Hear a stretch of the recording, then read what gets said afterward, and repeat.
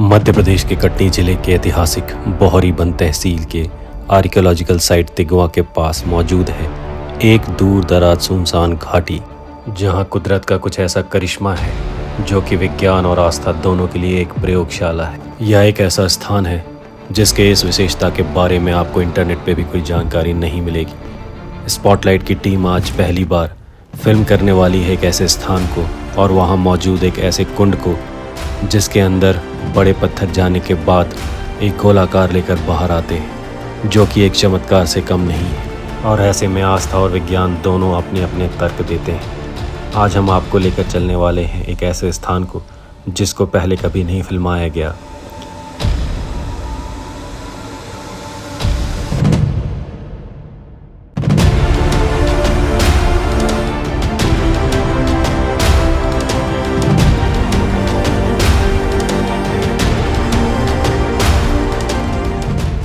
तिगवा मध्य प्रदेश का एक बहुत ही महत्वपूर्ण ऐतिहासिक स्थल, जहां गुप्ता पीरियड के 5वीं शताब्दी के 36 मंदिरों का अवशेष मौजूद है, जहां आज भी बहुत ही कम लोग पहुंचते हैं।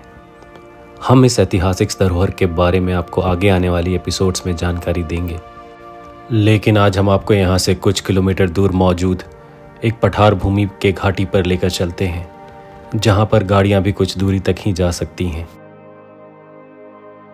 तिगवा आने के बाद यहाँ के स्थानीय लोगों ने यहाँ से कुछ दूर मौजूद एक ऐसे स्थान के बारे में बताया जिसकी जानकारी बहुत ही रोचक थी, और उसको सुनने के बाद हमने वहाँ जाने की सोची। जाते समय हमने इंटरनेट पर इस जगह के बारे में खोजने की कोशिश की, पर तिगवा के मंदिर समूह के अलावा और कोई जानकारी हमें नहीं मिली। तो ये कहना शायद गलत नहीं होगा कि स्पॉटलाइट की डॉक्यूमेंट्री फिल्म क्रू शायद यहाँ पहुँचने वाली पहली फिल्म क्रू में से एक होगी। मध्य भारत के इस पठार में अब मार्च के अंत में गर्मी का मौसम आकार लेने लगा है, और यहाँ के डेसिडियस फॉरेस्ट यानी पतझड़ी पेड़ अपने पत्ते लगभग छोड़ चुके हैं, जिसकी वजह से यह एक वीराने का एहसास देती हैं। लगभग 10 से 15 मिनट के ड्राइव के बाद हम उस स्थान पर पहुँच गए जहां हमें बताया गया कि एक कुंड या छोटा तालाब है, जहां अगर आसपास के पत्थरों को उसमें डाला जाए तो बाद में गोला आकार लेकर बाहर निकलते हैं कुछ दिनों बाद। नज़दीक पहुंचने के बाद हमें वहां एक मंदिर नज़र आया, और जिसके अंदर जाते ही हमें वहां गोल आकार के कई पत्थर नज़र आए जिन्हें अब स्थापित करके पूजा की जा रही है। पूछने पर पता चला कि ये सारे पत्थर नीचे मौजूद एक कुंड से एकत्रित किए गए हैं।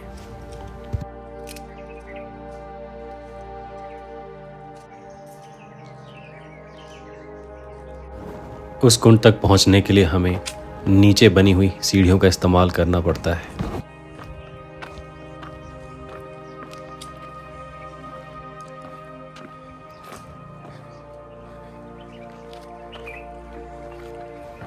नीचे पहुंचने के बाद हमें एक और छोटा मंदिर और उसके पास सैकड़ों गोल आकार के पत्थर मिले। आश्चर्य की बात यह है कि सारे पत्थर एक ही शेप के हैं और यह प्राकृतिक रूप से यहाँ पर मिले हैं।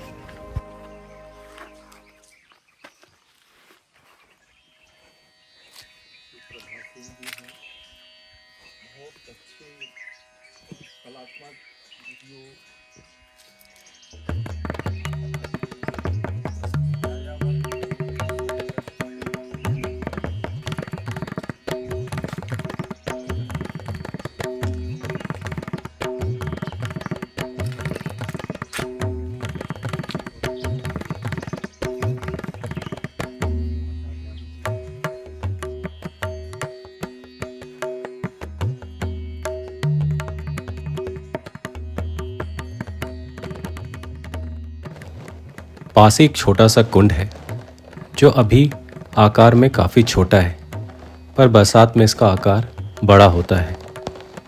वहाँ हमने देखा कि लोगों ने चट्टानों पर सर्कल या गोला आकार बनाए हुए हैं। लोगों का मानना है कि अगर इस जगह पर पत्थर पानी के प्रवाह से हटकर गोल आकार ले लेगा तो उनकी मनोकामना पूरी होगी।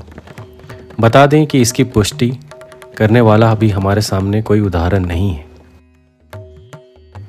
अगर इसको जियोलॉजी और पेट्रोलॉजी यानी शिला विज्ञान के आधार पर देखें तो लगता है कि क्योंकि यह एक छोटी सी वैली है और यहाँ बरसात के समय पानी काफ़ी वेग से बहता हुआ आता होगा, जिसकी वजह से समय के साथ इरोजन होने के बाद पत्थरों का शायद आकार बन जाता होगा। यह सैंडस्टोन के पत्थर हैं जो कि आदिकाल से मूर्तियों और मंदिरों के निर्माण में इस्तेमाल होते आए हैं, क्योंकि यह सॉफ्ट होते हैं जिन्हें तराशना आसान होता है। ये यूनिफॉर्म शेप में लगभग जो निकल रहे हैं स्फेरिकल आकार में, तो आप देखेंगे इस पे वाटर एरोजन के निशान हैं। तो वाटर की एल्कलिनिटी, एसिडिटी इस एरोजन को धीरे धीरे करा के और शायद इस शेप में लाती होगी। पर क्या जियोलॉजिकल फिनोमेना है वो तो कोई विशेषज्ञ ही बता सकता है। पर यहाँ लगभग इसी शेप के और हर पत्थर पे आपको वाटर एरोजन के चिन्ह मिलते हैं हर जगह, और इनको बनने में हजारों साल लगे होंगे, ऐसा मेरा मानना है। इस घाटी की बनावट और पानी के प्रवाह की दिशा शायद ऐसी होगी कि सारे पत्थर नेचुरल तरीके से सर्कुलर शेप में ही इरोड होते हैं।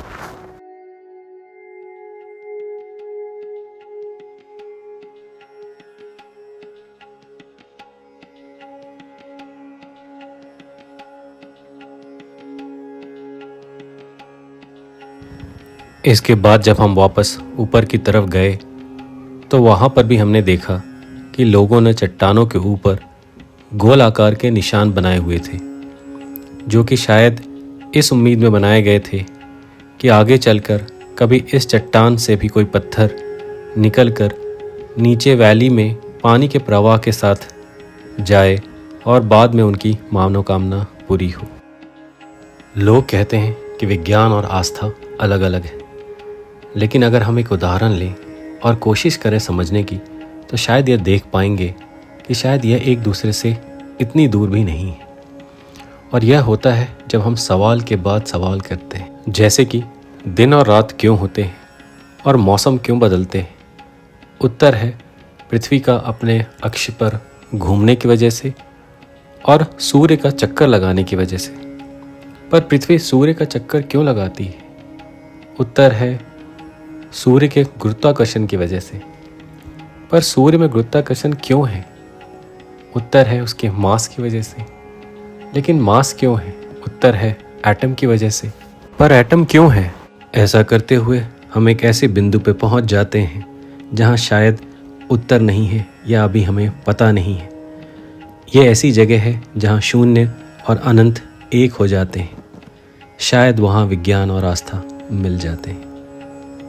इसी के साथ आपसे विदा लेते हैं। अगले हफ्ते आपसे फिर मुलाकात होगी। तब तक के लिए नमस्कार।